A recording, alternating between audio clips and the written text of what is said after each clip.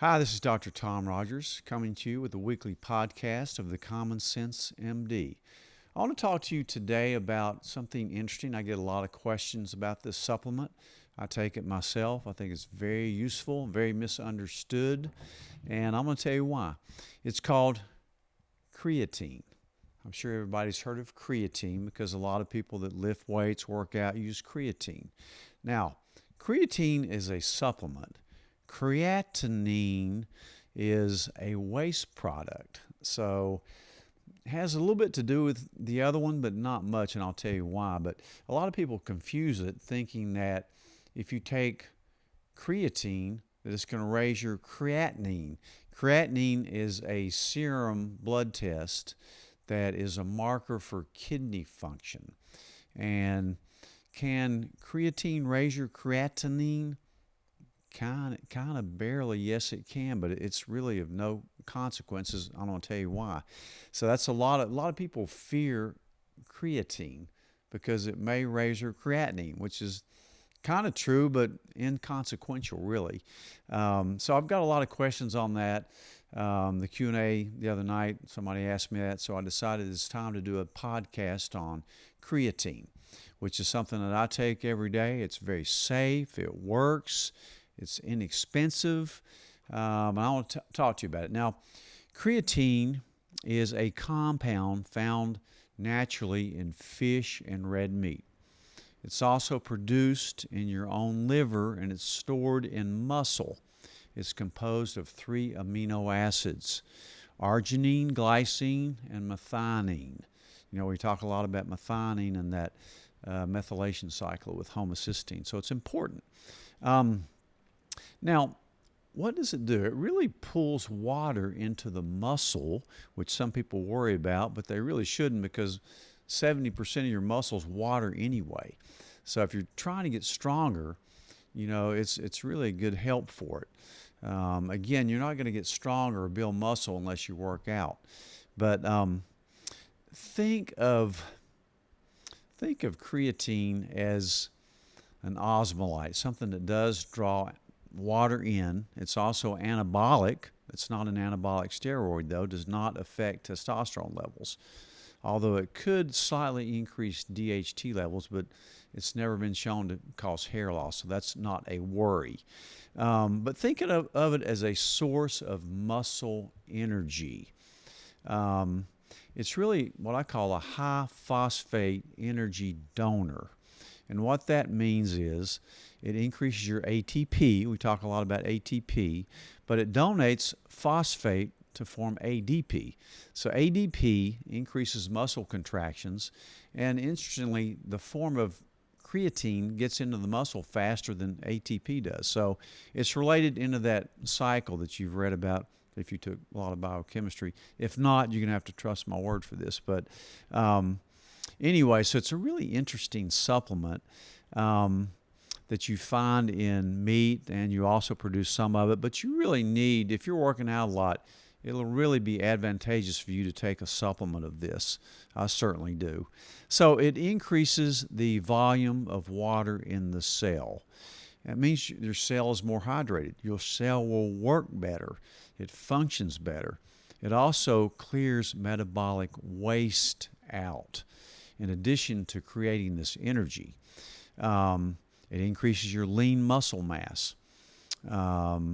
So the benefits are really there. Now, I'm going to talk a little bit about how you should take this because there's a lot of confusion there too.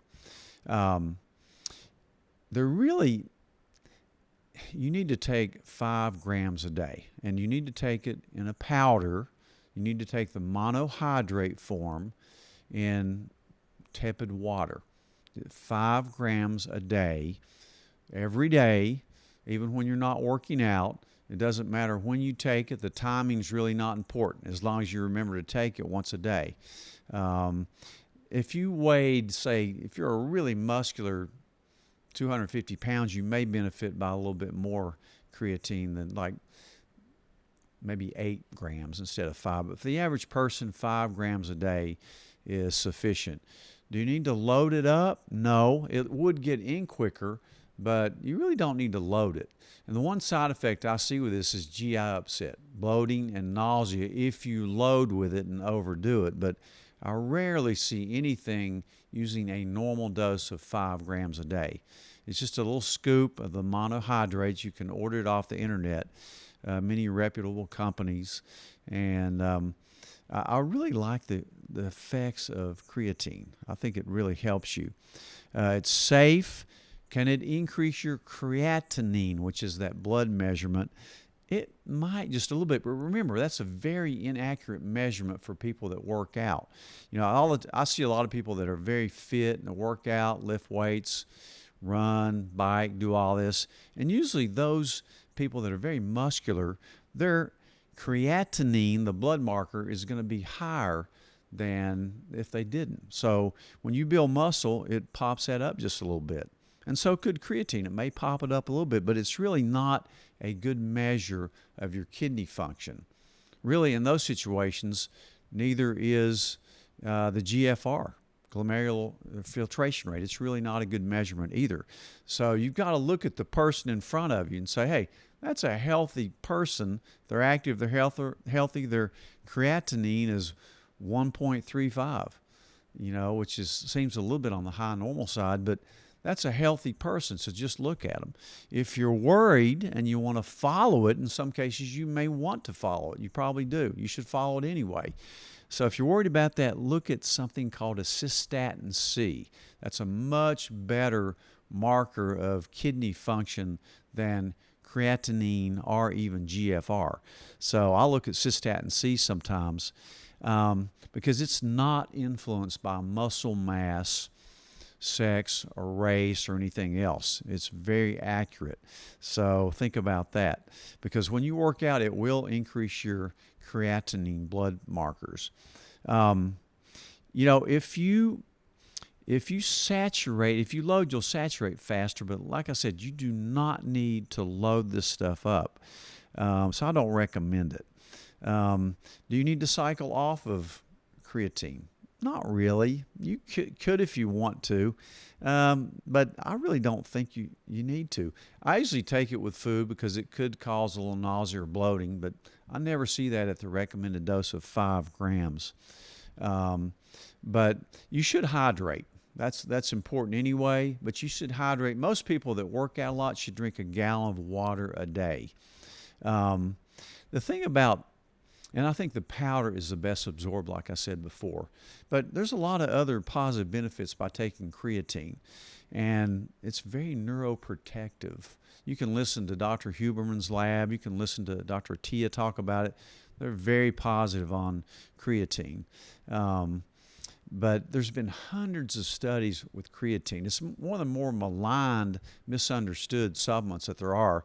And it's one of the more inexpensive ones and definitely worth your money because it works for sure. It does not increase your testosterone levels. You do not lose hair with it. There's no calories in it. It does not affect your fat metabolism. And again, if you don't work out, you're not going to gain muscle anyway. So you need to work out. That's the most important thing. But they found out certain neuroprotective properties. It probably helps anxiety and depression. It's been shown to help PTSD, TBI. You know, with concussions, I would immediately tell somebody to get on creatine if they already weren't on creatine, if they had a concussion. And it may be even more effective for women than men. Women are they have more hormonal shifts, and it's beneficial. And they have naturally lower levels of creatine in their brains, particularly the frontal lobes, where it controls your mood, cognition, memory, and emotion. Contraindications to creatine: Tagamet, cimetidine, which is a medicine that we used to use a lot for stomach acid, which can also cause gynecomastia, so I hardly ever use it. Although there's some weird, unusual benefits from Tagamet, but you don't want to take that with creatine. You're not going to be taking it anyway. Diuretics, you may think twice about taking diuretics because it can affect water balance. If you have prolonged use of NSAIDs, possibly, but you're going to be keeping an eye on your your kidney function anyway. Probenecid, which is a gout medicine that we don't use much, could potentially interact with it. Does it harm your kidneys? That's what everybody worries about. No. It was thought at first to elevate it a little bit. It may, but it does not harm your kidneys. What about diabetics? I have 2 type 1 diabetic kids. Usually when we talk about diabetes, we're talking about type 2, and there's certainly been a lot of studies with type 2. It's really helpful for type 2 diabetes, something called the GLUT4 transport system. It really enhances insulin function, so it's really helpful for diabetics. Even type 1, it's not been shown to adversely affect type 1, and you're going to keep an eye on your markers anyway. You should always check. When you're on a chronic medication, once every 6 months, to at least a year, you should check a CBC and CMP to look at your renal function and your liver function, your blood count, etc. So it's just helpful to do that. So, and always, follow up with your blood markers and check with your doctor to make sure it's okay with them. But, a lot of times they won't know much about supplements anyway. So I hope this really educated to be not scared of creatine and how different it is than the blood marker creatinine. So think about taking, if you work out, you're healthy, you lift weights, you really want to get stronger, you want to enhance your brain, think about creatine. I think it's a really safe, inexpensive, helpful supplement. So I think this cleared a lot of things up. If you have any questions, don't hesitate to contact us at performancemedicine.net. Thank you.